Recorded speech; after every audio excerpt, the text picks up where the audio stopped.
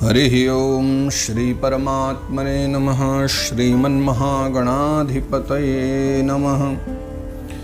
कस्तूरी तिलकं ललाटपटले वक्षस्थले कौस्तुभं नासाग्रे वरमौक्तिकं करतले वेणुकरे कङ्कणं सर्वाङ्गे हरिचन्दनं सुललितं कंठे च मुक्तावली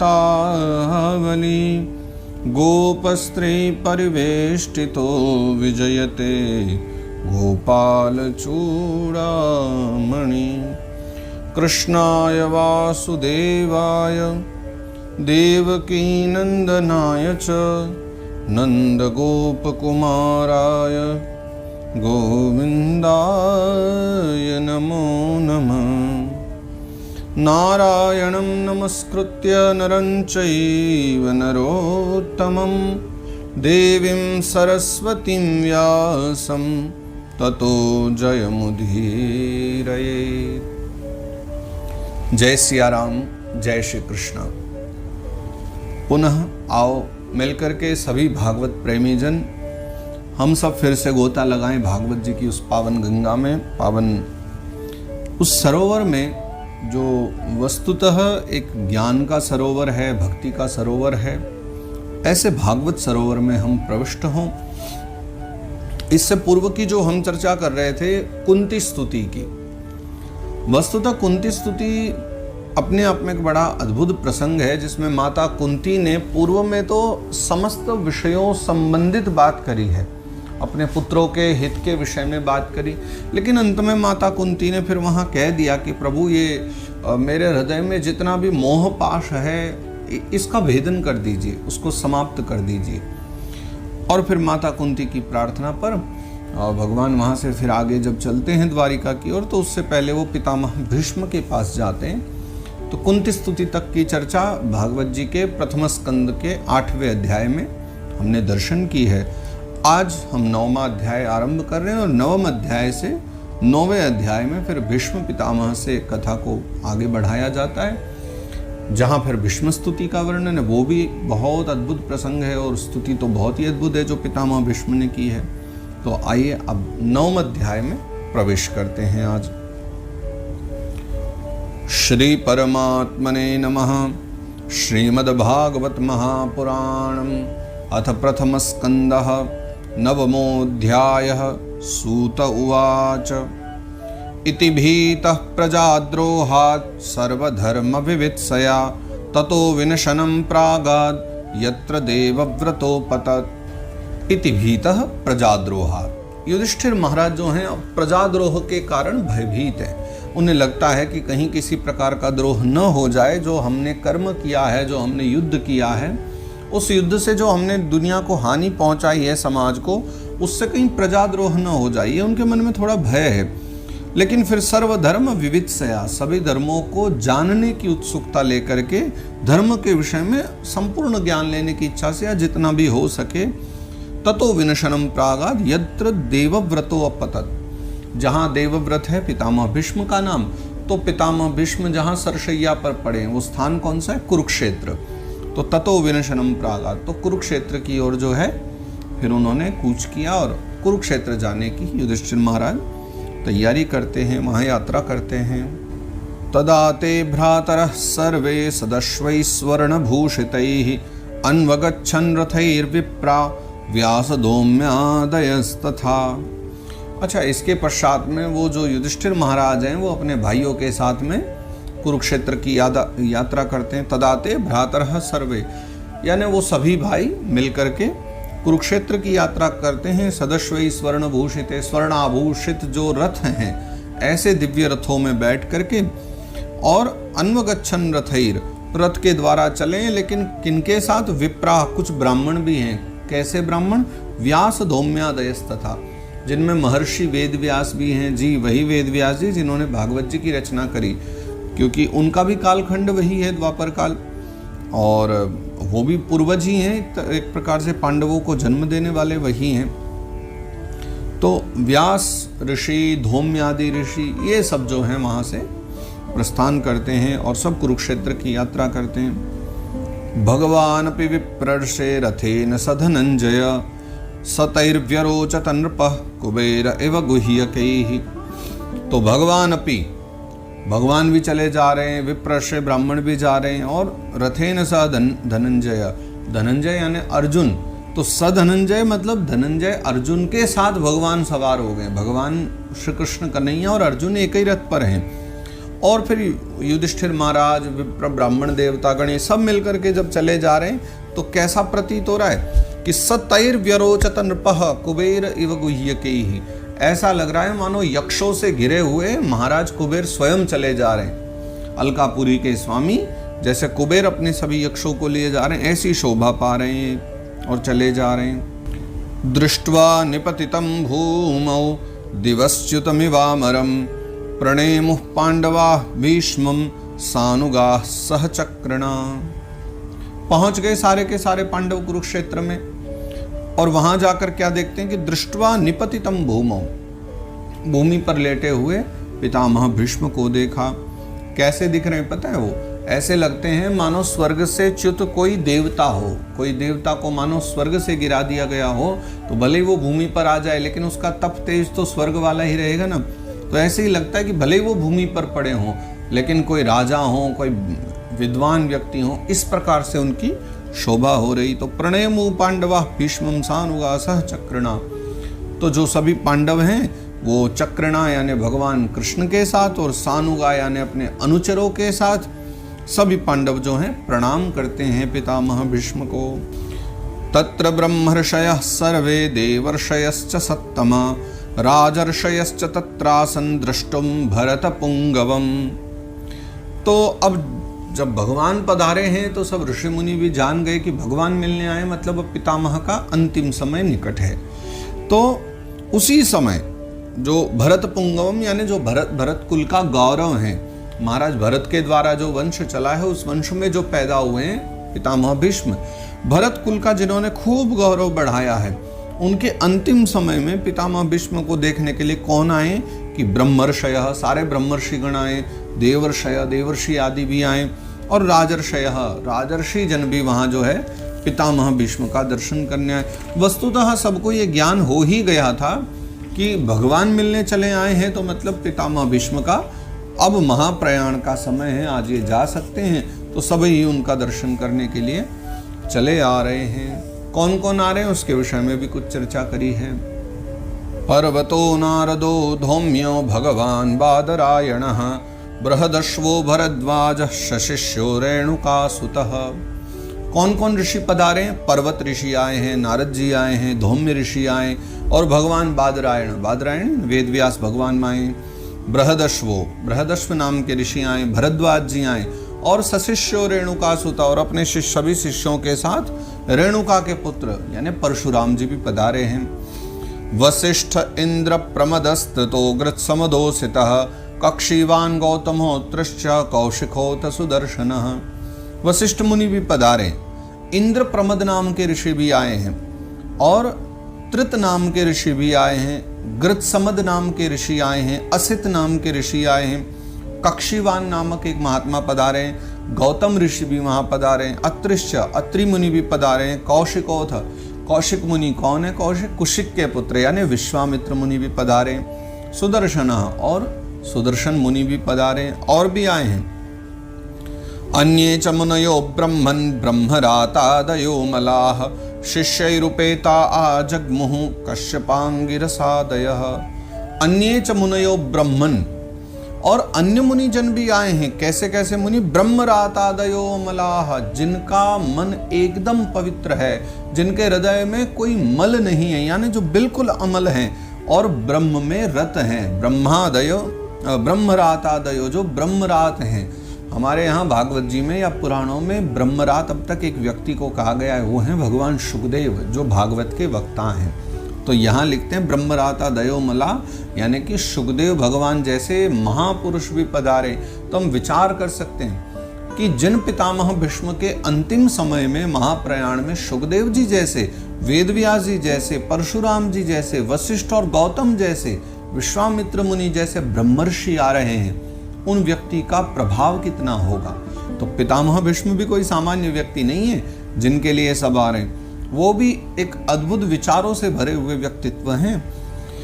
तो शिष्य रूपेता आजगमु, सुखदेव बाबा भी आए और अंत में वो लिखते हैं कि शिष्य रूपेता आजगमु कश्यपांगिरसादय, फिर कश्यप ऋषि, अंगिरा ऋषि, ये सब जन भी हैं अपने शिष्यों के साथ पधारे, यानी पूरे परिकर के साथ वहां पर पितामह भीष्म को दर्शन देने चले आए हैं। तान समेतान महाभागानुपलभ्य वसुत्तमः पूजयामास धर्मज्ञो देश काल विभागवे। तान समेतान महाभागान, देखो वो जो बड़े बड़े ऋषि मुनिजन जो वहां पधारे हैं, और उपलब्ध वसुत्तम, उन सबको आया हुआ देखा किन्होंने? वसुत्तम ने, यानी वसुओं में जो उत्तम है। अरे यहाँ भागवत जी में स्थान स्थान पर कभी कभी ऐसे ऐसे शब्द लिख दिए जाते हैं ना कि कभी कभी तो व्यक्ति को थोड़ा सा विचार करना पड़ जाए। अब पितामह भीष्म को यहाँ पीछे एक श्लोक में भरत पुंगव लिखा था, कितना अच्छा उदाहरण दिया, जो भरत कुल के गौरव है। यहाँ लिखते हैं वसुत्तम, यानी जो वसुओं में उत्तम है। तो वस्तुतः जो 8 वसु हैं उनमें से एक वसु थे देव नाम के वसु, उन्हीं को जो है श्राप पूर्ति के लिए यहाँ पितामह भीष्म बन करके आना पड़ा है। तो वही एक लीला है। तो वसुत्तम उन्हीं के लिए प्रयोग हुआ है, वसुओं में उत्तम यानी पितामह भीष्म। तो पूजयामास धर्मज्ञो, पितामह भीष्म ने उन सब की पूजा करी। अब प्रश्न तो ये उठता है कि अर्जुन के बाणों से वो तो शरसैया पर पड़े, पूरे के पूरे शरीर बिंधे हुए उनके, और पूजा कोई आ जाए हमारे घर पर तो क्या परंपरा थी उस समय? पहले आते ही जल दिया जाता था आचमन को और चरण धोने को। पहले चरण धुलवाए जाते थे, चाहे राजा हो, गृहस्थी हो, कोई सामान्य व्यक्ति हो, कोई शिष्य ही क्यों ना बनने आया हो गुरुकुल में, कोई भी हमारे आश्रम में आता था तो पहले परंपरा थी पांव धुलवाने की, क्योंकि बाहर से आते हैं, चरण ही गंदे हो जाते हैं। तो सबसे पहले चरण धुलना, फिर आचमन के लिए जल देना, फिर स्नान को जल देना, ये परंपरा थी। तो कहते हैं पूजयामास धर्मज्ञों, धर्मज्ञ यानी पितामह भीष्म धर्मज्ञ कहे गए हैं यहाँ। उन्होंने पूजयामास, सबकी पूजा करी, लेकिन करी कैसे? कहते हैं देश काल विभागविद, वो धर्मज्ञ हैं, धर्म को जानने वाले, तो उन्हें पता है कि देश काल के अनुसार, देश काल परिस्थिति में कैसे पूजा करनी चाहिए, वो देख करके उन्होंने पूजा करी। तो यहाँ कैसी पूजा की होगी? खड़े हो नहीं सकते, परिस्थिति उनकी ठीक नहीं है, तो लेटे लेटे उन्होंने मन ही मन पूर्वक सबको प्रणाम किया। जो जो सम्मुख आए सबका नाम ले ले करके उच्चारण करके प्रणाम किया, बस इतनी ही सामर्थ्य थी उनकी। तो इसलिए कहा कि उन्होंने पूजयामास, पूजा तो करी लेकिन देश काल परिस्थिति के अनुसार करी है। कृष्णं च तत्प्रभावज्ञ आसीनं जगदीश्वरं हृदयस्थं पूजयामास माययोपात्त विग्रहम्। अच्छा, पितामह भीष्म जो है भगवान कृष्ण कन्हैया को तो जानते हैं। कृष्णं च तत्प्रभावज्ञ, भगवान कृष्ण के प्रभाव को तो वो जानते ही, बहुत अच्छे से जानते हैं। इसलिए आप देखो महाभारत की जो कथा है उसमें जब भगवान ने विराट स्वरूप का दर्शन कराया है अर्जुन को, तो वहाँ गिने चुने लोगों ने ही तो दर्शन किया है, बाकी तो वहाँ हजारों लाखों लोग खड़े थे युद्ध में। तो लेकिन या तो अर्जुन ने देखा या फिर पितामह भीष्म ने उस स्वरूप का दर्शन किया है। पितामह भीष्म इतने प्रभावशाली थे कि भगवान के वास्तविक स्वरूप को जानते थे कि ये जगदीश्वर हैं, और आसीनम जगदीश्वरम, इसलिए उन्होंने भी आए हुए भगवान को जगदीश्वर ही माना। कृष्ण कन्हैया के प्रभाव को जानते ना, तो जगदीश्वर के रूप में पूजा करी। लेकिन कैसे? कि हृदयस्थम पूजयामास माययोपात्त विग्रहम, उन्होंने भगवान की दोनों प्रकार से पूजा करी। कैसे? कि बाहर भी और भीतर भी। बाहर तो ये कह करके कि आओ कृष्ण, और कृष्ण रूप में कह करके, क्योंकि पुत्र के समान लगते हैं ना पितामह भीष्म के, तो पुत्र रूप में उनकी पूजा करी, सम्मान किया। और हृदयस्थम पूजयामास, जगदीश्वर मान करके हृदय में भी पूजा कर ली। तो बाहर की परंपरा को भी निभा लिया और अपनी भीतर के प्रेम को भी निभा लिया। जगदीश्वर मान करके हृदय से भी पूजा करते हैं। पांडुपुत्रानुपासीनान प्रश्रय प्रेम संगतान अभ्याचष्टानुरागाश्रयरंधीभूतेन चक्षुषा। पितामह भीष्म ने जब पांडुपुत्रों को आया देखा, और वो जो सारे पांडुपुत्र हैं यानी पांडव हैं, वो सब पितामह के चारों ओर उनको घेर करके बैठ गए हैं। और तब उन्होंने बड़े ही प्रेम से सब पांडवों को देखा, पांडुपुत्रों को देखा, और तब अभ्याचष्टानुरागा श्रयरंधीभूतेन चक्षुषा, तो पितामह भीष्म की आंखें भर आई प्रेम के कारण। और जब आंखें भर आई तो उन भरी हुई आंखों से, चक्षुषा, उन आंखों से उन्होंने पांडवों को देख करके फिर कहना आरंभ कर दिया। पितामह भीष्म जो है पांडवों से कह रहे हैं अपने हृदय की सब बातें। अहो कष्टमहो न्याय्यम यद्यूयम धर्मनंदनाः जीवितुम नार्हत क्लिष्टम विप्रधर्माच्युताश्रयः। पितामह भीष्म ने एक जो बात कही है, कहीं ना कहीं श्लोक को हमें अपने जीवन में भी देखना चाहिए, समझना चाहिए पितामह भीष्म की इस बात को। वो कह रहे हैं कि आपके साथ बिल्कुल न्याय नहीं हुआ। ये पितामह भीष्म कह रहे हैं कि बच्चों, धर्मनंदना, हे युधिष्ठिर आदि मेरे पुत्रों, ये तुम्हें जो कष्ट मिले हैं ना, वो बहुत एक दुख की बात है, क्योंकि विप्र धर्माच्युताश्रय, तुम्हारे पास 3 लोगों का आश्रय था, ब्राह्मणों का, धर्म का और अच्युत यानी भगवान कृष्ण का। इन तीनों का आश्रय होते हुए भी अहो कष्टम अहो न्याय्यम, तुम्हारे साथ बहुत कष्ट मिला, तुम्हारे साथ अन्याय बहुत हुआ और ये सब नहीं होना चाहिए था। लेकिन बताओ, इन सब तीनों का आश्रय होते हुए, ब्राह्मणों का, धर्म का और भगवान कृष्ण का, इनका आश्रय होते हुए भी तुम्हें बड़ा कष्ट उठाना पड़ा। संस्थिते तीर्थे पांडव प्रथा बाल प्रजावधू युष्मत्कृते बहून क्लेशान प्राप्ता तो कवती मुहु। और पितामह भीष्म कहते हैं कि संस्थिते रथे पांडव, अतिरथी यानी पांडु महाराज। तो जो पांडु महाराज हैं, उनके जाने के बाद तो जब वो चले गए, जिस समय वो चले गए, उनकी मृत्यु के समय तो तुम्हारी आयु बहुत कम थी ना, तो तुम तो छोटे छोटे थे। तो प्रथा बाल प्रजावधू, प्रथा यानी माता कुंती, उन्हें भी बड़ा कष्ट उठाना पड़ा और तुम्हारे लालन पालन में कितने ही उनको क्लेश प्राप्त हुए, लेकिन फिर भी सदा सर्वदा उन्होंने तुम्हारी जो है बहुत कष्ट सहते हुए भी लालन पालन किया।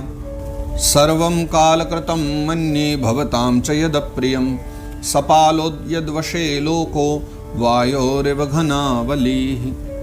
देखो, जैसे बादल है, बादलों का अपने आप में अस्तित्व भले ही हो, लेकिन बादलों की जो गति है ना, वो उनके हाथ में नहीं है, वो उनके अस्तित्व में नहीं आती। बादलों की जो गति है वो वायु के द्वारा निर्धारित होती है। बादल कहाँ जाएंगे और कहाँ तक वो जाकर रुकेंगे, ये सब वायु के ऊपर है। वायु चाहे तो कहाँ ले जाए बादलों को। जैसे कभी कभी हम देखते नहीं आकाश में, क्या आज तो काले बादल छाए, बारिश होगी, और थोड़ी देर बाद ही देखा तो सारे बादल गायब। तो लोग क्या कहते हैं, भैया हवा ले गई आगे। अब तो ये सत्य बात है, बादल वायु के आश्रित करते हैं। तो पितामह भीष्म भी कह रहे हैं कि सर्वम कालकृतं मन्ये भवतां च यद प्रियम।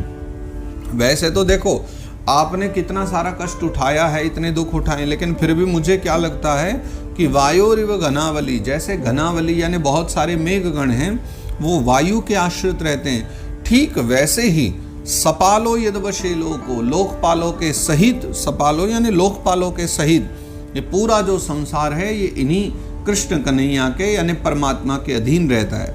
वहां स्पष्ट नहीं कहते कि इन कृष्ण के, वहां तो ये कहते हैं पितामह भीष्म कि उन परमात्मा के अधीन सारा लोक, पूरे लोकपालों के साथ रहता है। तो मुझे तो क्या लगता है कि जो कुछ भी तुम्हारे साथ घटित हुआ है ना, भवताम च यद प्रियम, तुम्हारे साथ जो भी अप्रिय घटना घटी है, वो सब की सब उन्हीं की लीला मात्र है। उन्होंने चाहा होगा, क्योंकि तुम्हें जो कष्ट मिले हैं, उन कष्टों के कारण ही तो एक नया अध्याय इतिहास में लिखा गया। भारतीय इतिहास में एक बहुत बड़ा अध्याय लिखा गया है तुम्हारे कारण। तो इसलिए मुझे लगता है ये सब उन्हीं की इच्छा से हुआ होगा। यत्र धर्मसुतो राजा गदा पाणिर्वृकोदरः कृष्णोस्त्रीगांडिवं चापम सुरत कृष्णस्ततो विपत। पितामह भीष्म कह रहे हैं, जहां धर्मसुत यानी कि जहां साक्षात महाराज युधिष्ठिर हों, गदा पाणिर्वृकोदरः, जहां धर्म के जानने वाले युधिष्ठिर हों, जहां गदा के मर्मज्ञ, गदा को समझने वाले, गदा चलाने में जो प्रवीण हो, ऐसे जहां वृकोदर यानी भीम भैया हों, और कृष्णोस्त्र गांडीवम चापम, भैया जहां पर स्वयं गांडीवधारी अर्जुन हो, और सुरत कृष्णस्ततो विपत, जहां साक्षात सुरत के रूप में, हमारे बंधु के रूप में, मित्र के रूप में साक्षात श्री कृष्ण खड़े हों मित्र बन करके। गांडीव धनुष जहां है, धनुर्धारी अर्जुन है, वृकोदर भीम है, धर्मज्ञ युधिष्ठिर भैया हैं, और स्वयं सुरत रूप में श्री कृष्ण हो, ततो फिर वहाँ कृष्ण ततो विपद, वहाँ विपदा कैसे हो सकती है? लेकिन फिर भी अगर विपदा आई है तो इसका एक ही तात्पर्य है, ये भगवद इच्छा ही हो सकती है। न ह्यस्य करहित छिद्राजन पुमान वेद विदित्सितम यद विजिज्ञासया युक्ता मुह्यन्ति कवयोपिहि।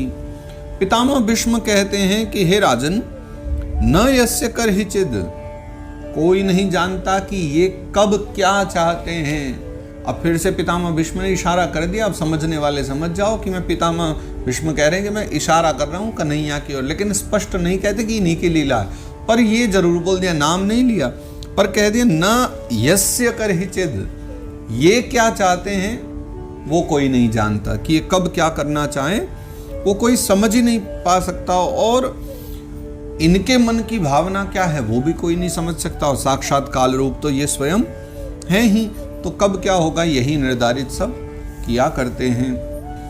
तस्मादिदं दैवतंत्रम व्यवस्य भरतर्षभ तस्यानुविहितो नाथ पाहि प्रजा प्रभो। पितामह भीष्म कहते हैं कि हे युधिष्ठिर, अब ये विचार कर लो कि संसार की जो भी चीजें हो रही हैं, तस्माद इदम दैवतंत्रम, यानी संसार में होने वाली जो भी घटनाएं हैं, जो भी लीलाएं हैं, वो सब की सब जो हैं वो परमात्मा की इच्छा के अधीन है। ये परमात्मा सब चाहते हैं, वैसा वैसा कर लो। तो तस्यानुभितो नाथ, तो तुम भी उसी का अनुसरण करो, जैसा भगवान चाहते हैं वही करो। तो भगवान ने अब तुम्हें क्या आज्ञा दी है कि तुम्हें राजा बनाया। तो तुम्हारा धर्म क्या है कि अनाथा, जो अनाथ प्रजा है, उस अनाथ प्रजा के स्वामी बन करके उनका प्रजा का पालन करो। अपने प्रजा के हित के विषय में विचार करते हुए सदा उनका पालन करो। यही तुम्हारा धर्म है, क्योंकि अब तुम इसके नाथ बन चुके हो, है ना। तो पाहि प्रजा प्रभो, अब तुम जो है इसके पालन में समर्थ भी हो गए हो, तो इनका लालन पालन करो। अपने सब प्रजा को पुत्र की भांति मान करके इसका पालन करो, ये तुम्हारा धर्म है। एष वै भगवान साक्षादाद्यो नारायण पुमान मोहयन मायया लोकम गूढ़श्चरति वृष्णिषु। अब पितामह से नहीं रहा गया, तो अंत में उन्होंने सबके सामने कह ही दिया। कह रहे हैं पितामह भीष्म युधिष्ठिर को कि एष वै भगवान साक्षात, और ये जो तुम्हारे पीछे पीछे मंद मंद मुस्कुराते हुए खड़े हैं ना, ये जानते हो कौन है? एष वै भगवान साक्षात, ये जो कृष्ण कन्हैया है ये साक्षात भगवान है। कैसे कि आद्यो नारायण पुमान, जिन्हें हम आदि पुरुष कहते हैं, नारायण कहते हैं, ये वही हैं। और मोहयन माया लोकम, जिन्होंने अपनी माया के द्वारा पूरे संसार को मोहित करके रखा हुआ है। खुद यहाँ कभी बालक बन करके लीला करते हैं, कभी अर्जुन के सारथी बन करके लीला करते हैं। हे महाराज युधिष्ठिर, ये साक्षात वही नारायण है। और गूढ़श्चरति वृष्णिषु, जो यदुवंशियों में छिप करके लीला कर रहे हैं, अर्थात नारायण हैं लेकिन कृष्ण बन करके एक स्वरूप धारण करके लीला कर रहे हैं। ऐसे उन्होंने स्पष्ट, उनके मुख से ये बात निकल गई उसी समय। अस्यानुभावं भगवान वेद गुह्यतमं शिवः देवर्षिर्नारदः साक्षात् भगवान कपिलो नृप। यहाँ पर समझा रहे हैं पितामह भीष्म महाराज युधिष्ठिर को कि अस्यानुभावं भगवान वेद गुह्यतमम, इनका जो ज्ञान है वो बहुत गुह्यतम है। इनको जानने की प्रक्रिया भी बड़ी गोपनीय है, और इनको जानने में सबकी सक्षमता नहीं है। इनको बस तीन ही लोग बड़े अच्छे से जानते हैं। एक शिव, भगवान शंकर, महादेव इनको जानते, देवर्षि नारदः, देवर्षि नारद इनको जानते, या फिर साक्षात भगवान कपिलो नृप, या भगवान कपिल इनको जान पाए हैं, क्योंकि वो साक्षात स्वयं उनके ही अवतार हैं। अब यहाँ विवाद नहीं करना चाहिए, क्योंकि इन गोपनीय विषयों को कुछ और लोगों ने भी जाना है, लेकिन उनकी एक विचारधारा अलग है, वो एक अलग कथा है, एक अलग बातें हैं वो थोड़ी सी, उसके लिए हमें थोड़ा समय चाहिए तो समझ सकते हैं। लेकिन यहाँ तीन का नाम लिया कि ये तीन लोग जो हैं उनको अच्छे से समझ पाए हैं। यम मन्यसे मातुलेयम प्रियम मित्रम सुरत्तमम अकरोः सचिवम दूतम सौहृदादथ सारथीम। अब यहाँ कितने बड़ी बात का यहाँ स्पष्टीकरण दे रहे हैं पितामह भीष्म कि यम मन्यसे मातुलेयम, तुम जिन्हें ममेरा भाई मानते हो, मातुल कहते हैं संस्कृत में मामा जी को, और मातुले यानी मामा का लड़का। तो यम मन्यसे मातुलेयम, तुम जिसे अपने मामा का लड़का समझते हो, प्रियम मित्रम सुहृत्तमम, जिसे तुम अपना प्रिय कहते हो, अपना मित्र कहते हो और अपना सुहृद कहते हो कि ये हमारे बड़े ही अच्छे हितैषी व्यक्ति हैं, जिन्हें तुम अपना सुहृद कहते हो, ऐसे कृष्ण भगवान वो कौन, जिनको, और पितामह भीष्म कह रहे हैं कि अकरोह सचिवम दूतम सौहृदादत सारथिम, और तुमने जिन्हें अपना कभी सचिव बना लिया, कभी आवश्यकता पड़ी तो शांति दूत बनाकर भेज दिए। अरे और तो क्या कही जाए, जिन सुहृद को तुमने अपना सारथी तक बना लिया, अर्जुन ने जिनको सारथी बना लिया, वो कोई सामान्य वृष्णिवंशी यदुवंशी नहीं है, वो साक्षात भगवान नारायण हैं। साक्षात भगवान नारायण ने तुम्हारे लिए इतनी लीला करी है। सर्वात्मनः समदृशो यद्वयस्यानहं कृतेः तत्कृतं मतिवैषम्यं निरवध्यस्य न क्वचित। जो सर्वात्मनः है ना, जो सबकी आत्मा है, समदृशो यानी जो समदर्शी हैं, सब में एक सा देखने वाले हैं, और यद्वयस्य जो अद्वितीय हैं, उनके समान कोई न हो, और अहंकृते यानी जो अहंकार अनहंकृते यानी जिनके अंदर बिल्कुल अहंकार नहीं है ना, अनहंकारी हैं जो, तो तत्कृतम मति वैषम्यम। देखो भैया, ऊंचे नीचे कार्यों में हमारी बुद्धि जा सकती है, ये कार्य छोटा है, ये बड़ा है, लेकिन जिनकी मति में कोई विषमता नहीं, जिन्होंने झूठे पत्तल भी उठाई हैं, जिन्होंने सारथी भी बने हैं, जिन्होंने झूठे फल भी खाए हैं, झूठा भी खाया है, ग्वाल बालों का, सखाओं का, गोपियों से जिन्होंने खूब लाड लड़ाया है, प्रेम किया है, ऐसे कृष्ण कन्हैया जिनकी मति में कोई विषमता है ही नहीं, तो निर्वध्यस्य न क्वचित, ऐसे जो सबके प्रति संभाव रखने वाले हैं, किसी से कोई विषमता नहीं दिखाने वाले हैं, ऐसे ही साक्षात कृष्ण कन्हैया सर्वात्मन आज हमारे सबके मध्य में हैं, जिन्हें तुम अपने मामा का लड़का समझते हो। ये कोई सामान्य व्यक्ति नहीं है, यही साक्षात नारायण है। इससे ज्यादा स्पष्टीकरण और क्या देंगे पितामह भीष्म। तथाप्येकांत भक्तेषु पश्य भूपानुकंपितम् यन्मे संस्त्यजतः साक्षात कृष्णो दर्शनमागतः। और पितामह भीष्म प्रसन्न होकर कहते हैं कि हे अर्जुन, अब आप विचार करो कि ऐसे होने के बाद भी, जैसा हमने पूरा वर्णन किया है कि इतने बड़े समदृशी हैं, सर्वात्मन हैं, है ना, माया रहित हैं, अनहंकारी हैं, और ये सब होने के बाद भी अनन्य प्रेमियों पर कितनी कृपा करते हैं। मुझ जैसे पर इन्होंने कितनी कृपा करी है कि मेरा अब अंतिम समय आ गया है, मैं प्राणों को त्यागने जा रहा हूँ, तो ये देख करके साक्षात कृष्णो दर्शनमागत, ये मुझे दर्शन देने के लिए चले आए हैं, ताकि मेरा अंत जो है वो सुधर जाए, सवर जाए, इसलिए ये यहाँ चले आए हैं। भक्त्यावेश्य मनो यस्मिन् वाचायन्नाम कीर्तयन् त्यजन कलेवरम योगी मुच्यते काम कर्म भी। तो जो योगी जन हैं या भगवान के प्रेमी जन हैं, भगवत परायण हैं, वो सब क्या करते हैं कि मनो यस्मिन वाचायन नाम कीर्तयन, है ना, इनमें अपना मन लगा लिया करते हैं, मनो यस्मिन, और यन नाम कीर्तन, जिनके नाम का कीर्तन किया करते हैं, इन कृष्ण कन्हैया का। और त्यजन कलेवरम, तो योगी जन क्या करते हैं, अपना ये जो कलेवर है, अपना जो शरीर है पांच भौतिक, उसको छोड़ देते हैं, मुच्यते, छोड़ देते हैं शरीर को, और क्या फिर काम कर्म भी, कामनाओं से और कर्म भी यानी कर्म बंधन से, सबसे जो है वो मुक्त हो जाया करते हैं, छूट जाया करते हैं। ऐसा इनका प्रभाव है कृष्ण कन्हैया का।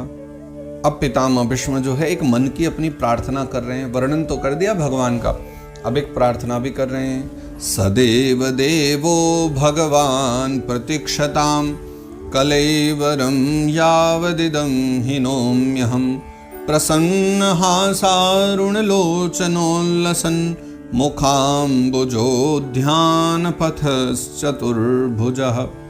वो परमात्मा, वो श्री कृष्ण कन्हैया जो अपने प्रसन्न हास्य के द्वारा, यानी जो प्रसन्न मुख रहते हैं सदा, और अरुण नेत्र हैं जिनके, अरुण नेत्र का मतलब होता है जैसे सूर्य देवता सुबह सुबह प्रकट होते हैं जब, तो जैसे वो अरुण की लालिमा का दर्शन होता है ना, ऐसे भगवान के नेत्र भी लाल लाल हैं।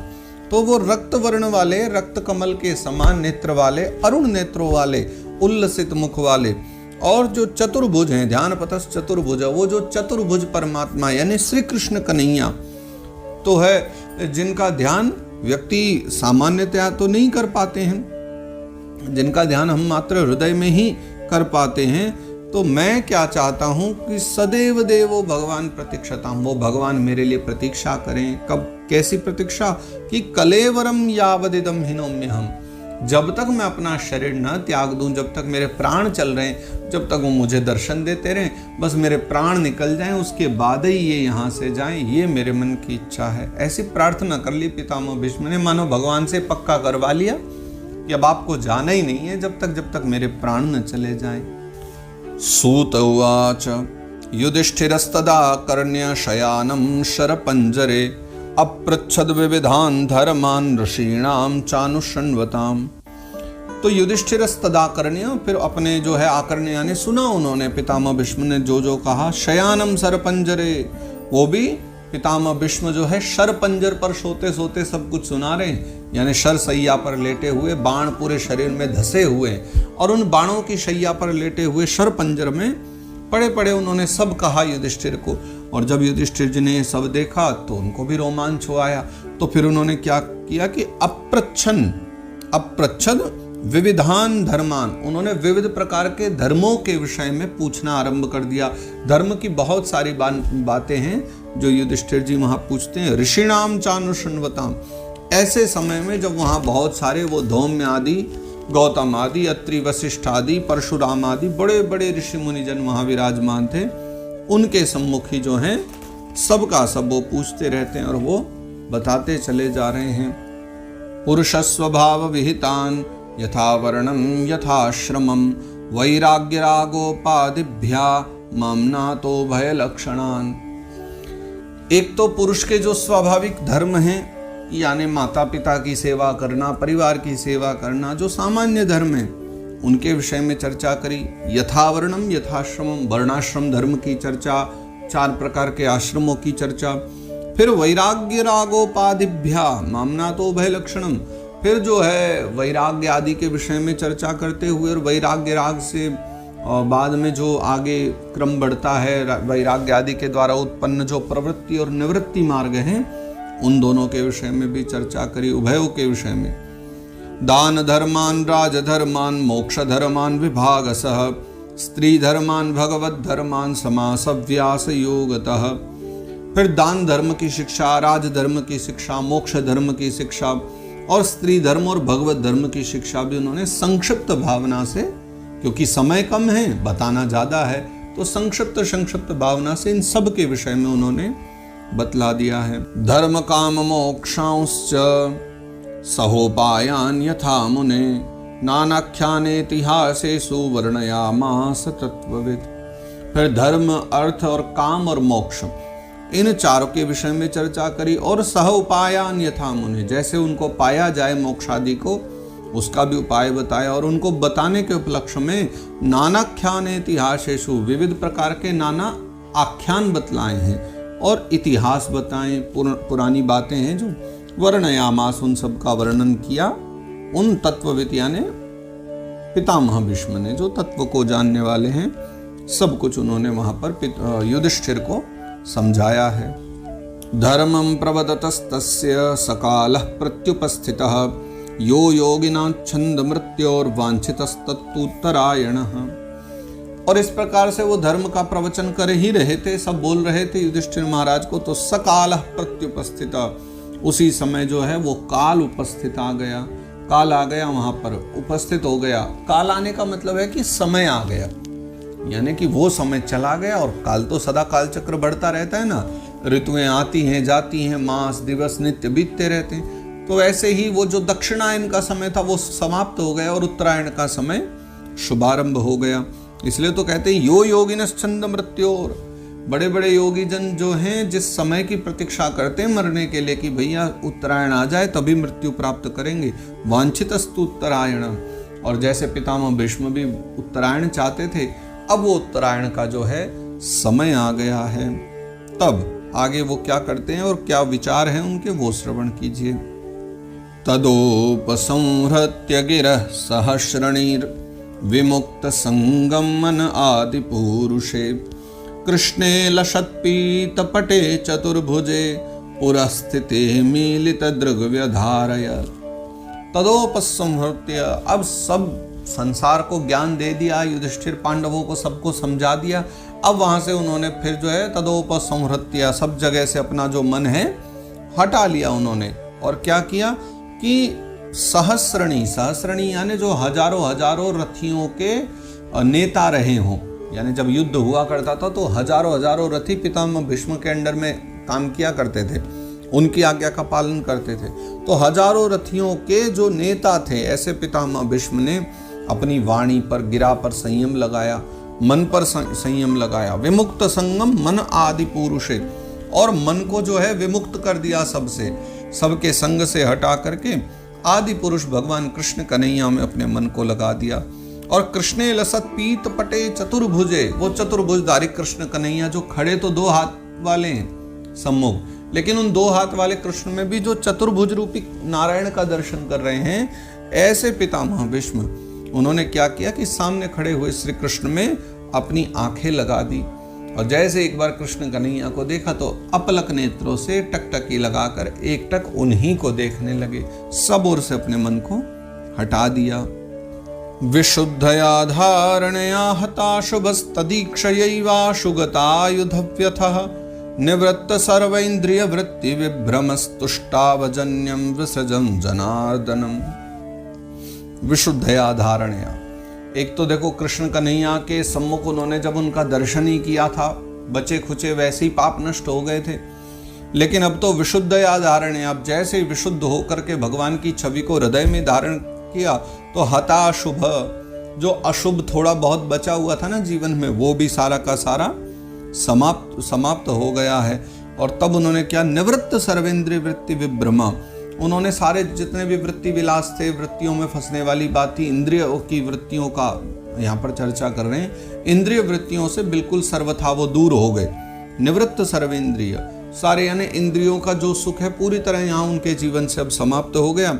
और तुष्टावजन्यम विसृजन जनार्दनम, तो अब क्योंकि मृत्यु का समय आ गया है, तो मृत्यु के समय में फिर वो क्या करते हैं कि भगवान जनार्दन की स्तुति करते हैं, कृष्ण कन्हैया की स्तुति करते हैं। और इस श्लोक से अब ये जो 9वें अध्याय का 32वां श्लोक है, यहाँ से जो स्तुति आरंभ होती है उसे हम कहते हैं भीष्म स्तुति। तो देखो पूर्व में अभी हमने पिछले अध्याय में जैसे कुंती स्तुति का दर्शन कर रहे थे 8वें अध्याय में, अब यहाँ पर भीष्म स्तुति आरंभ होती है, जो बहुत ही प्रसिद्ध स्तुति भी है और हम लोग बड़ा प्रेम से गाया करते हैं। और विद्वज्जन ये भी कहा करते हैं कि जैसे अलग अलग छंद में होती हैं ना स्तुतियाँ, कोई अनुष्टुप छंद में, त्रिष्टुप छंद में, जगती छंद में, ऐसे बहुत सारे छंद हैं। उनमें से ये जो छंद है इसको कहा जाता है पुष्पिताग्र छंद, क्योंकि ऐसा समय है जिस समय पितामह भीष्म ने पुष्पिताग्र छंद से स्तुति की। खड़े होकर पुष्प नहीं चढ़ा सकते तो क्या हुआ, छंद रूप में तो पुष्प चढ़ा सकते हैं ना, इसलिए पुष्पिताग्र छंद में गा रहे हैं। श्री भीष्म उवाच इति मतिरुपकल्पिता वितृष्णा भगवति सात्वत पुंगवे विभुम्नि स्वसुखमुपगते क्वचिद् विहर्तुं प्रकृतिमुपेयुषि यद्भव प्रवाह।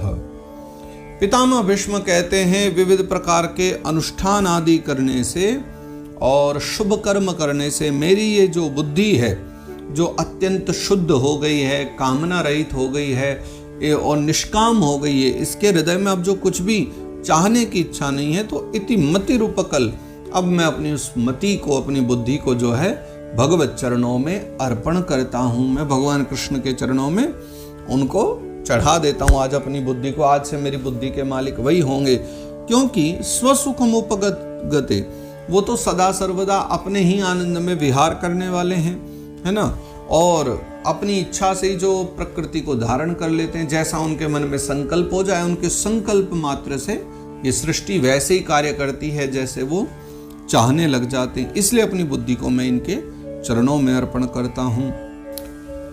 त्रिभुवन कमनम तमाल वर्णम रविकर गौरवराम्बरम दधाने वपुरल ककुलावृताननाब्जम विजय सखेरतिरस्तु में नवद्या। पितामह भीष्म कहते हैं त्रिभुवन कमनम, त्रिभुवन से जो सुंदर है, त्रिभुवन में जिनके समान और कोई सुंदर है ही नहीं, और तमाल वर्णम, यानी तमाल पत्र के समान जिनका जो वर्ण है वो कुछ श्याम तमाल के समान ही जो सांवले सलोने हैं, ऐसे सांवरे सलोने भगवान हैं। और रविकर गौरव रामबरम दधाने, रविकर यानी कि सूर्य के द्वारा पड़ने वाली जो रश्मि है वो कैसी चमकती हैं, ऐसे ही चमकदार जो पीतांबर धारण पहने रहते हैं, अंबर यानी कपड़े पहने रहते हैं। और वपुरल ककुला व्रताननाब्जम यानी कमल सदृश जिनका मुख है, कमल के समान कोमल मुख है, उस पर भी घुंघराली घुंघराली लटाएं यानी जो केश हैं भगवान के वो ऐसे शोभा पाते रहते हैं। तो विजय सखे, विजय कहते हैं अर्जुन का एक नाम है विजय, तो विजय सखे अर्जुन के सखा के रूप में मेरी जो मति है, मेरी जो बुद्धि है वो इनमें लग जाए और मेरी निष्कपट प्रीति इनके चरणों में हो जाए। रतिरस्तु में नवद्या, सदा सदा के लिए मेरी प्रीति इनके चरणों में हो जाए, ये मेरी भावना है, ये मेरी इच्छा है। युधितुरगर्जो विधुम्र विश्वक कचलुलित श्रम वार्य लंकृतास्य मम निशित शरैर्विभिद्यमान त्वचि विलसत् कवचेस्तु कृष्ण आत्मा। पितामह भीष्म कहते हैं कि युद्ध के समय में मुझे उनकी वो बड़ी अद्भुत एक विलक्षण स्मृति आती है, भगवान कृष्ण की याद आती है कि देखो जो उनके जो कच लुलित श्रम वार्य लंकृता से, एक तो पसीने बहुत आ रहे थे, गर्मी हो रही थी, युद्ध में थक रहे थे। भगवान की वो जो लटे हैं, वो बाल जो केश हैं जो बड़े सुंदर लगते हैं, वो घोड़ों की टाप की वजह से विधुम्र विश्वक, वो घोड़ों की टाप से जो धूल उड़ रही थी ना, उस धूल से जो मटमैले हो गए थे और गंदे हो गए थे। और मम निशित शरैर विभिद्यमान, मेरे जो बाण थे उन बाणों के द्वारा भगवान की जो त्वचा है वो भेदी जा रही थी, उनकी जो त्वचा है उसमें मैं बाण मार रहा था। ऐसे कृष्ण कन्हैया के चरणों में मेरी प्रीति हो जाए। कितनी निश्चलता है इनके शब्दों में। एक और स्वयं स्वीकार भी रहे कि मैंने कितना कष्ट दिया है भगवान को, और फिर अंत में ये भी कह रहे मेरी इनके चरणों में प्रीति हो जाए, मेरी ये इच्छा है। सपदि सखी वचो निशम्य मध्ये निज परयोर बलयोरथम निवेश्य स्थितवती पर सैनिकायुरक्षणा रतवती पार्थ सखे रतिर्ममास्तु। पितामह भीष्म कहते हैं जिन्होंने एक बार अपने मित्र की बात को सुना और सपदि सखी वचो निशम्य मध्ये, एक बार अर्जुन की बात सुनकर के अर्जुन ने कहा ना, सेनयोर भयोर मध्ये रथम स्थापयमेच्युत, दोनों सेनाओं के बीच मेरा रथ ले जाओ। पल भर में भगवान रथ ले जा करके खड़ा कर दिया। निज परयोर बलयोर रथम निवेश्य, अपने जन हैं और विरोधी जन है, दोनों के बीच में ले गए। और क्या किया कि स्थितवती पर सैनिक आयु रक्षणा, बड़ी चतुरता से भगवान ने वहां खड़े होकर के जो वो विद्रोही सेना थी, विरोधी सेना थी, उनके सब सैनिकों की आयु को हर लिया, यानी पक्का कर दिया तो जल्दी मरेंगे, अब सबकी आयु हर ली। तो रतवती पार्थ सखे रतिर ममास्तु, ऐसे अर्जुन के सखा श्री कृष्ण में मेरी प्रीति हो जाए। और बैठे बैठे अर्जुन मुस्कुरा रहे क्योंकि अर्जुन के सखा के रूप में भगवान का नाम लिया जा रहा है। तो अर्जुन अपने आप को धन्य भाग्य कह रहे हैं। व्यवहित प्रतना मुखम निरीक्ष्य स्वजन वधाद विमुखस्य दोष बुद्ध्या कुमति महरदात्म विद्ययायस चरणरति परमस्य तस्य मेस्तु। और पितामह भीष्म कहते हैं कि जब अपने ही स्वजनों को मारना पड़ेगा ये देख करके धर्म अधर्म के बीच अर्जुन फंस गया। जब वो ये निर्णय नहीं ले पा रहा था कि अब मैं क्या करूं, उसने कौरवों की सेना यानी हम लोगों को देखा और कौरवों की सेना को देख करके जो है उसे पाप समझ लिया कि तो मेरे गुरुजन हैं, भाई बंधु हैं, तो सब पाप समझ करके वो जो युद्ध से दूर होने लगा कि मुझसे नहीं लड़ा जाएगा। तब आपने क्या किया, कुमति महरद आत्म विद्या, आपने उसकी कुमति को हर लिया और आत्मविद्या प्रदान करी, भगवत गीता का ज्ञान दिया।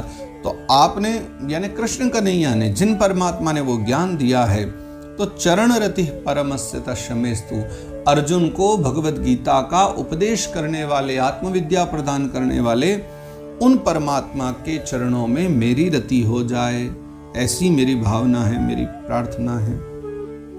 स्वनिगममपहाय मत्प्रतिज्ञा मृतमधिकर्तुमवप्लुतो रथस्थः धृतरथ चरणोभ्ययाच्चलद्गुर हरिरिव हन्तुमिभं गतोत्तरीयः।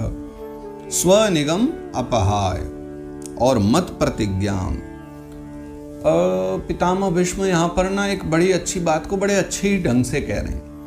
पितामह भीष्म कह रहे हैं कि मेरी एक प्रतिज्ञा थी, मैंने प्रतिज्ञा ली थी ना कि आज जो हरि शस्त्र न कहाऊं तो लाजो गंगा जननी को शांतनु सुत न कहाऊं। पितामह भीष्म ने प्रतिज्ञा ली थी कि कुछ भी हो जाए लेकिन कृष्ण कन्हैया से मैं अस्त्र उठवा दूंगा, उन्हें उठाने पड़ेंगे आज। तो वो कहते हैं कि मत प्रतिज्ञाम, उन्होंने मेरी प्रतिज्ञा की रक्षा करने के लिए और मेरा समाज में नाम ऊंचा करने के लिए कि देखो पितामह भीष्म मुझसे भी ज्यादा बलवान है, वीर हैं। स्वनिगम अपहाय, उन्होंने अपनी खुद की वाणी को ही त्याग दिया। और निगमो वेद, यानी भगवान की वाणी तो मान लो साक्षात वेद है, तो मानो फिर भी भगवान ने अपनी वाणी को त्याग दिया, अपना वचन त्याग दिया और मेरे वचन की भगवान ने रक्षा करी और मेरा नाम जो है ज्यादा किया। और उसके लिए उन्होंने क्या किया कि मैं अपनी वाणी को त्याग करके मेरे वचन की रक्षा करने के लिए वो रथ से ही कूद पड़े और हाथ में रथ का पहिया लेकर के मुझे मारने दौड़े, ऐसे जैसे कि कोई सिंह किसी पशु पर मारने के लिए कूद पड़ता है, दौड़ पड़ता है किसी हाथी के ऊपर। इस प्रकार से वो मेरे पीछे भागे। लेकिन फिर क्या हुआ कि जैसे वो दौड़े, इतने वेग से दौड़े, इतनी जोर से भागे कि तो उन्होंने जो वो उत्तरीय पहना हुआ था ना, गतोत्तरीय, उनका जो उत्तरीय था, दुपट्टा था, जैसा ये हमने डाला हुआ है, ऐसा जो उनका उत्तरीय था, उनके भागने से वो उत्तरीय भी गिर गया और उत्तरीय के गिरने से पृथ्वी भी कांपने लग गई थी, भयभीत हो गई पृथ्वी। ऐसी लीला करी थी भगवान ने उस महाभारत के युद्ध में। पितामह कहते हैं लेकिन ये सब हुआ था मेरे कारण, मुझ पर कृपा करने के लिए, मेरा नाम और बढ़ाने के लिए समाज में भगवान ने वो लीला करी। उनमें कोई कमी नहीं थी, ऐसा नहीं कि वो हार मान रहे थे, लेकिन फिर भी मेरे वचनों की रक्षा के लिए उन्होंने अस्त्र शस्त्र उठाया, रथ का पहिया उठा लिया। ऐसे श्री कृष्ण चरणों में हमारी प्रीति हो, ये हमारी इच्छा है। शित विशिख हतो विशीर्ण दंश शतज परिप्लुत आततायिनो में प्रसभमभिशसार मद्वदार्थम सबवतु में भगवान गतिर्मुकुंदः। अब पितामह भीष्म यहाँ स्वयं को आतताई कह रहे हैं।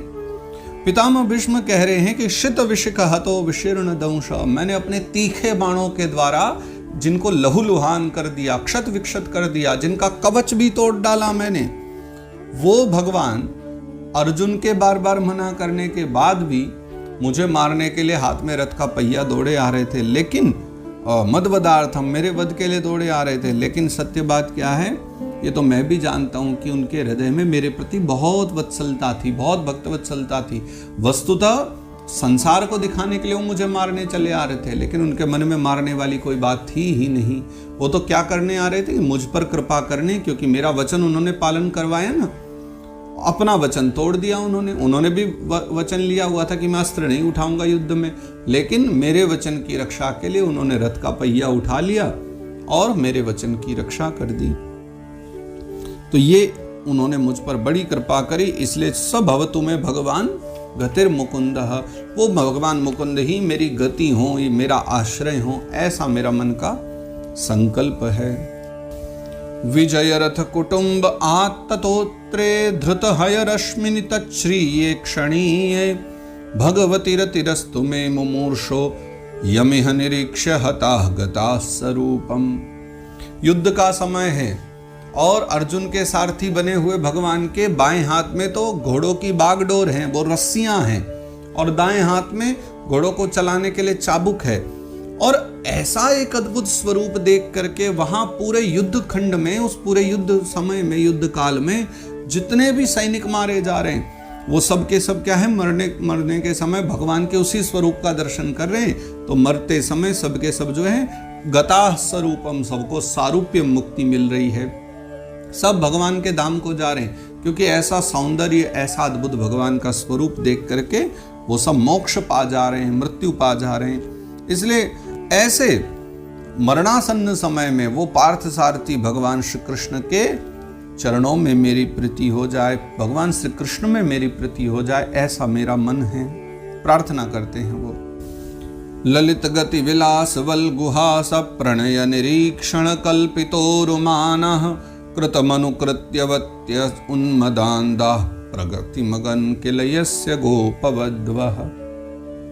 पितामह भीष्म कहते हैं कि ललित गति विलास, जिनकी चाल बड़ी मतवाली है ना, और जिनकी चितवन बड़ी प्यारी है, जिनकी बोल चाल, जिनके कर्म, वो सबके सब जिनके बड़े हाव भाव युक्त चेष्टाएं हैं, जिनकी कर्म जिनके बड़े ही प्रेमी हैं, मधुर मुस्कान है, और ऐसी मुस्कान जिस पे सब रीझ जाएं, उस मुस्कान पर ही सारी गोपियां रीझ गईं। और फिर क्या हुआ कि वहां महारास लीला में गोपियों के सम्मुख जो कृष्ण कन्हैया थे, लीला कर रहे थे, तो थोड़ी सी जब गोपियां उन्मत्त हो गई और भगवान चले भी गए सबको छोड़ करके, तब भी वो जो मतवाली होती हुई उनको ढूंढती रही। अंतर्धान हो जाने पर भी उनका अनुकरण करते करते हुए तन्मय हो गई, उन्हीं को खोजती रही। मैं ऐसे श्री कृष्ण की शरणागति प्राप्त करना चाहता हूँ, मैं चाहता हूँ ऐसे श्री कृष्ण की शरणागति मुझे मिल जाए, ये मेरे मन की। मुनिगण नृपवर्य संकुलेन्तः सदसि युधिष्ठिर राजसूय एषाम अर्हणमुपपेद ईक्षणीयो मम दृशि गोचर एष आविरात्मा। सभी मुनिगणों के होते हुए भी उनके मध्य में जब युधिष्ठिर का राजसूय यज्ञ हुआ, उस राजसूय यज्ञ में इनकी प्रथम पूजा की गई कृष्ण कन्हैया की, मुझे वो छवि का स्मरण हो आ रहा है। आज जब मेरी मृत्यु का समय है तो वही प्रथम पूज्य श्री कृष्ण कन्हैया मेरे सम्मुख खड़े हैं, इससे उत्तम मेरे लिए क्या होगा। ये मेरे लिए बड़े आनंद की बात है। तमिममहमजं शरीर भाजाम हृदि हृदि दिष्टितमात्म कल्पितानां प्रतिदृशमिव नैकधार्कमेकं समधिगतोऽस्मि विधूत भेद मोह।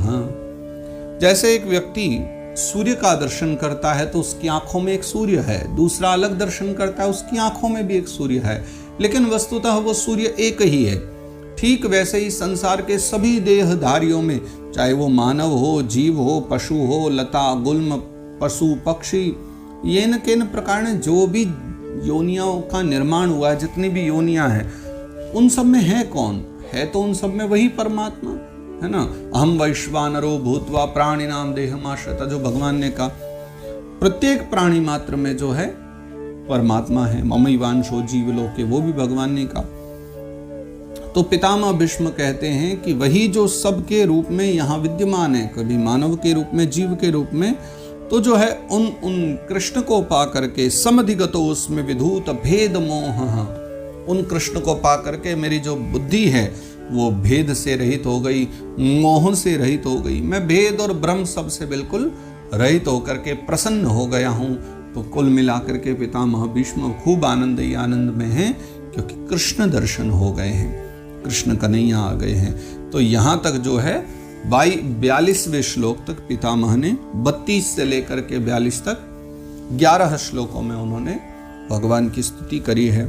तब सूत बाबा आगे कहते हैं, सूत उवाच कृष्ण एवं भगवती मनोवाग दृष्टिवृत्तिभिः आत्मन्यात्मानमावेश्य सोन्तश्वास उपारमत्। सूत भगवान यहाँ पर फिर ऋषियों को कह रहे हैं कि कृष्ण एवं भगवती, जिन्होंने श्री कृष्ण कन्हैया के प्रति अपना मन, अपना वाग यानी वाणी, अपनी दृष्टि और अपनी वृत्ति यानी सभी विचार, सभी इंद्रियों की वृत्तियां सब कृष्ण कन्हैया में ही समाहित कर ली और अपने आप को भी कृष्ण में विलीन कर लिया। इसलिए शरीर तो वहां है, लेकिन आत्मन्यात्मानमावेश्य, आत्मा वो भी कृष्ण चरणों में चली गई है।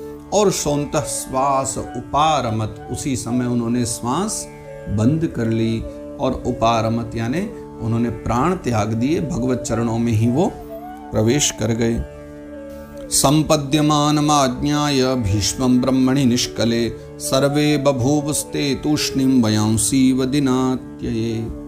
और जैसे ही सबने ये अनुभव किया कि भीष्मं ब्रह्मणि निष्कले यानी पितामह भीष्म जो हैं वो ब्रह्म को प्राप्त कर गए, ब्रह्म में लीन हो गए हैं, ऐसा जब सबने विचार करा, क्योंकि वो एकदम बोल करके शांत हो गए। अंत में उन्होंने भगवान की प्रार्थना करी है पहले जिसको जो ज्ञान देना दे दिया, पर एक बार भगवान में मन लग गया बस फिर तो भगवान के होकर रह गए। तो सब विचार कर रहे हैं कि भीष्म ब्रह्मणि निष्कले, सबने विचारा कि तो ब्रह्मलीन हो गए हैं पितामह भीष्म। तो क्या हुआ कि सर्वे बभूवुत्स्ते तूष्णीम, सब एकदम शांत हो गए। कैसे शांत हो गए कि वयांसीव दिनात्य, जैसे ही संध्या काल हो जाती है, दिन खत्म हो जाता है, पूरे दिन भर कैसे कांव कांव और चाव चाव चारों तरफ पक्षियों की कलरव लगी रहती है, लेकिन जैसे ही संध्या काल होते ही और पक्षियों का कलरव एकदम शांत हो जाता है, वैसे ही सबको अनुभव हुआ कि मानो अब चारों ओर एक निशा छा गई, रात्रि छा गई और पितामह चले गए हैं। चारों तरफ से वो कलरव शांत हो गया। तत्र दुन्दुभयो ने दुर्देव मानव वादिताः सशंशु साधवो राज्ञां खात्पेतु पुष्पवृष्टयः। लेकिन उसी समय उस मौन के बीच में अचानक नगाड़े बजने लगे, दुंदुभियां बजने लगी, देवतागण नगाड़े बजा रहे हैं, दुंदुभियां बजा रहे हैं, और साधु स्वभाव के जो राजा जन हैं, महर्षि जन हैं, उनकी प्रशंसा करने लग गए और आकाश से पुष्पों की वर्षा होने लगी। क्योंकि एक दिव्य व्यक्ति हैं और वैसे तो साक्षात वसु हैं, लेकिन भगवान के प्रति कितनी अद्भुत भावना है ये देखते हुए देवताओं ने इनके ऊपर पुष्प वर्षा करी। तस्य निर्हरणादीनि संपरे तस्य भार्गव युधिष्ठिरः कारयित्वा मुहूर्तम दुःखितो भवत्। और उसके पश्चात युधिष्ठिर महाराज ने जो है पितामह भीष्म को जब देखा कि अब उनका प्राणांत हो गया, तो उनका जो शरीर है उसकी अंत्येष्टि क्रिया करी, उनका अंत हुआ है, तो शरीर के दाह संस्कार आदि सब उन्होंने किए। युधिष्ठिर कारयित्वा, युधिष्ठिर जी ने सब अपने हाथों से उनका किया अंत्येष्टि कर्म। और मुहूर्तम दुःखितो भवेत्, फिर एक मुहूर्त के लिए वो शोक में मग्न हो गए, दुख में पड़ गए। क्यों पड़ गए? एक ही मुहूर्त के लिए कि भैया वो जान गए हैं, विद्वान तो हैं ही, फिर ज्ञान भी मिला है पितामह भीष्म से, तो ये जान गए ये शोक का समय नहीं है, अब ये तो जीवन को आगे बढ़ाने का समय। सबका जीवन ऐसा ही है, सबको आते जाते ही रहना है, लेकिन फिर भी बहुत पूज्य थे, उनके द्वारा बहुत अच्छी शिक्षा मिली, तो इसलिए एक थोड़ा सद्धर्म है, तो थोड़ा शौक में मुहूर्त भर के लिए वो पड़ गए। और उसके पश्चात आगे चर्चा करते हैं। तुष्टुर्मुनयो हृष्टा कृष्णम तदगुह्य नाम भी ततस्ते कृष्ण हृदया स्वाश्रमान प्रययुः पुनः। तो तुष्टुर्मुनयो हृष्टा, उसके बाद देखो पितामह भीष्म के द्वारा बहुत सारे ऋषि मुनि जन जो नहीं जानते थे कि कृष्ण ही आदि पुरुष नारायण है, वो भी जान गए थे। तो उन्होंने सब जो बड़े बड़े मुनिजन वहां थे ना, विभिन्न नामों के द्वारा भगवान कृष्ण की स्तुति करते हैं, प्रार्थना करते हैं। कन्हैया भी बड़े प्रसन्न हुए उनको देखकर।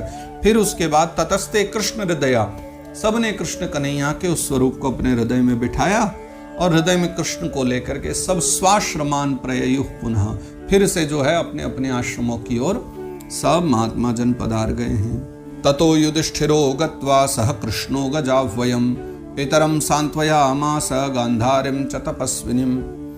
उसके पश्चात ततो युधिष्ठिरो गत्वा, फिर जो है युधिष्ठिर महाराज जो हैं वो अब जाते हैं गजाह्वयम्, यानी हस्तिनापुर जा रहे हैं, सह कृष्णो, भगवान कृष्ण कन्हैया के साथ, और पितरम सांत्वयामास, अपने पिताजी, और गांधारीम च तपस्विनीम। पिता कौन है? धृतराष्ट्र जी। पांडु का तो बहुत पूर्व काल में ही सब हुआ, इसीलिए तो ये सब महाभारत की इतनी बड़ी लीला बनी।